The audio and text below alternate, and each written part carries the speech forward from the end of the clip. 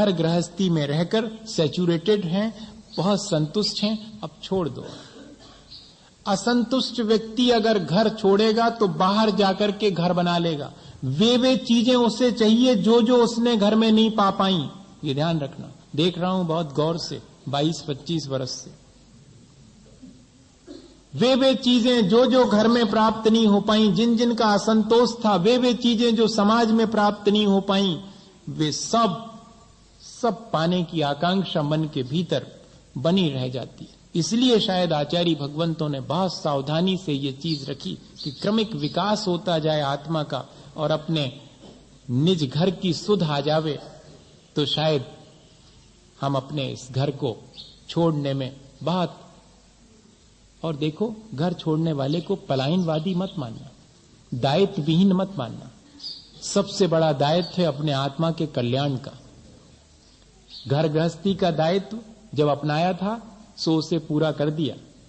बच्चों को जिम्मेदारी सौंप करके घर का दायित्व पूरा हो गया। समाज के लिए जो कुछ किया जा सकता था, सामाजिक दायित्व पूरा कर लिया। इनसे बड़ा दायित्व है अपने आत्म कल्याण का। आत्म कल्याण के दायित्व के लिए अगर हमें देश, समाज और परिवार के दायित्व को भी छोड़ना पड़े तो उसको पलायन नहीं कहेंगे। सामान्य रूप से लोग यही कहते हैं कि अरे क्या कर रहे हैं, अपना कुछ संसार के लिए सेवा एवा करते लोगों की तो ज्यादा अच्छा रहता, बस इन्हीं की सेवा और करना पड़ती है, न कुछ कमाते हैं न कुछ करते हैं, बस आराम से जो है समाज पर डिपेंड रहते हैं।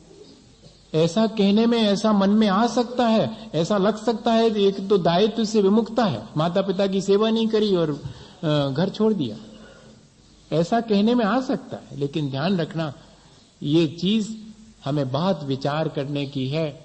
जब हम अपने आत्म कल्याण के दायित्व को पूरा नहीं कर पाए, अगर देखा जाए तो जो अपने आत्म कल्याण के दायित्व को पूरा नहीं करता वो है दायित्व से विमुख, वो है पलायनवादी। संसार के और परिवार के छोटे मोटे दायित्व पूरे करना, और कौन कर पा रहा है संसार के दायित्व पूरे? दायित्व पूरे करने वाला यहाँ पर कोई भी नहीं है जो कि ये कह सके कि मैंने अपने समाज का दायित्व पूरा कर दिया, मैंने अपने परिवार का दायित्व पूरा कर दिया। नहीं, अपने आत्मा के कल्याण का दायित्व अगर हम पूरा करने लगें तो अपने आप सारे दायित्व पूर्ण होना शुरू हो जाते। इसलिए इस दायित्व के लिए कि मैं अपना आत्मा का कल्याण करूं, गृहस्थ अपने जीवन में इतनी ऊंचाई तक पहुंच जाता है। वास्तव में जब हमें ये मालूम पड़ जाए कि मुझे अपना घर पा लेना चाहिए।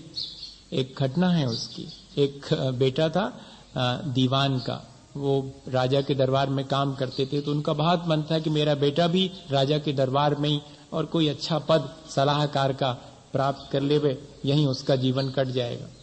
और बेटे को उसने बहुत पढ़ाया और पढ़ाने के बाद एक दिन राजा के पास ले जाके खड़ा कर दिया कि ये मेरा बेटा है, इसको कुछ अपने दरबार में यहाँ काम दे दीजिएगा। राजा ने आंख उठा के भी नहीं देखा और कहा कि थोड़ा और अध्ययन कराओ, ज्ञान अर्जित कराओ। अब उसकी इतनी तो गुंजाइश नहीं थी, पर फिर भी अब राजा ने कहा है तो साल भर और पढ़ने के लिए भेज दिया। और पढ़ लिख करके जब वापस आया तो फिर राजा के पास ले गए। पिछली बार तो राजा ने आंख भी नहीं उठाई थी, इस बार तो थोड़ी आंख उठा के देखा और फिर कहा कि किसी साधु के पास इसे शिक्षा दिलाओ, बाकी तो शिक्षा पूरी हो गई। उसने कहा ये भी बड़ी मुश्किल है। अरे हाँ कह दो, अगर हाँ कहना है, ना कह दो नहीं तो काहे को इतना परेशान कर रहे बेकार में। 2 साल हो गए हम पढ़ा लिखा रहे हैं, इतना हमारी गुंजाइश भी नहीं, अब नहीं रखना है तो कह देते। पर राजा साहब हैं और ऐसी आज्ञा दे दी कि जाओ किसी साधु के चरणों में साल भर रखो, फिर बाद में दरबार में रखने का विचार करेंगे। वास्तव में जो जितना विरक्त है वही संसार के बीच बहुत अच्छे से जी सकता है। कई बार मुझे ऐसा लगता है संसार में जो आसक्त है वो संसार में ठीक से नहीं जी सकता। आप इस चीज को कहीं नोट करके कभी ठंडे दिमाग से बैठ के सोचना। मैं इसके डिटेल्स तो कभी करूंगा, लेकिन अभी तो इतना ही बता रहा हूं कि मुझे कई बार ऐसा लगता है कि जो संसार से अनासक्त होकर जिएगा वही संसार में ठीक ढंग से जी पाएगा। आसक्त होकर तो बहुत जीते हैं हम, लेकिन कहाँ ठीक से जी पाते हैं। कदम कदम पर मुश्किलें खड़ी होती हैं और अनासक्त रहें तो कोई मुश्किल नहीं मालूम। और राजा यही चाहता था कि मेरे दरबार में मुझे सलाह देने वाला ऐसा हो जो संसार से विरक्त हो। अन्यथा अपना स्वार्थ साधेगा और मुझे ठीक सलाह नहीं देगा। है सही बात कि नहीं? जो संसार से निष्प्रही हो उस व्यक्ति को संसार चलाने दे दिया जाए तो फिर देखिएगा क्या स्थिति बनती है। भेज दिया साधु के पास, साल भर रहा, समय पूरा हो गया, गए पिता लेने के लिए बेटे को, लेकिन अब बेटे ने पिता की तरफ आंख उठा के नहीं देखा। बड़ी मुश्किल। अभी तक तो जो है वो ये स्थिति थी कि आगे पीछे होता था, अब गुरुजी के पास बैठा हुआ है और पिता पहुंचे और गुरुजी कह रहे हैं कि पिता आए हैं, तो उसने आंख उठा के भी नहीं देखा कि हाँ ठीक है। बेटे से कहा कि साल भर पूरा हो गया है, अब तो पक्का है कि राजा के दरबार में तुम्हें कोई ना कोई नौकरी मिल जाएगी, चलें वापस लौट चलें अपने घर। उसने कहा अब तो मुझे आवश्यक नहीं लगता, वो सब 2 साल भर पहले लगता था, अब तो वो सब चीजें आवश्यक नहीं लगती। बेटे पे तो गुस्सा उतनी नहीं आई जितनी राजा पे आई कि 2 ही दिन से गए हम, ने होते कि रहे, ने तय कि रहे।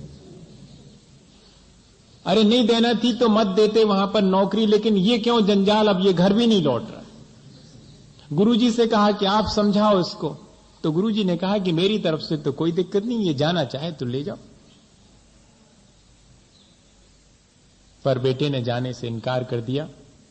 राजा के पास पहुंचा पिता कि बेटे को साल भर के लिए गुरुजी के पास रखा था और अब तो आने से इनकार कर रहा। राजा ने कहा ऐसा, तब तो मैं लेने जाऊंगा उसे। जिसने कभी किसी के लिए अपनी गद्दी नहीं छोड़ी, वो उस एक छोटे से व्यक्ति के लिए अपनी गद्दी छोड़ करके पूरे शाही ठाट के साथ में और उस आश्रम में पहुंचा जहां की वो बेटा गुरु के चरणों में बैठा हुआ है, और उसके कंधे पे हाथ रख के कहा कि चलो तुम्हारे जैसे रत्न ही चाहिए, तुम्हारे जैसे अनासक्त लोग चाहिए मुझे दरबार में, वे ही प्रजा की सेवा कर सकेंगे, चलो तुम्हारी तो बहुत जरूरत है। अब उसने कहा कि अब मुझे उस सब चीजों की जरूरत नहीं है, आपको मेरी जरूरत हो सकती है। बोले ये तो और अच्छा रहा, इतनी अनाशक्ति। और जब बार बार फोर्स किया तो उसने एक ही बात कही कि क्या आपको सच्चा दरबार मिला है क्या? अगर आपको सच्चा दरबार मिल गया तो मेरे और गुरु के पास आने की क्या आवश्यकता थी? अब मुझे कहीं नहीं जाना, मुझे सच्चा दरबार मिल गया है, अब मुझे यहां से कहीं और किसी दरबार में जाने की आवश्यकता नहीं। आपको तो अपने दरबार से मेरे पास तक आना पड़ा मुझे लेने के लिए, मुझे आपके पास जाने की आवश्यकता नहीं है, मैं अपने दरबार में आ गया हूं, मैं तो अपने घर में आ गया हूं। क्या वास्तव में ऐसा अपने जीवन में हम घटित कर सकते हैं? कर सकते, यदि हमारे मन में इस तरह की चीज आ जावे तो।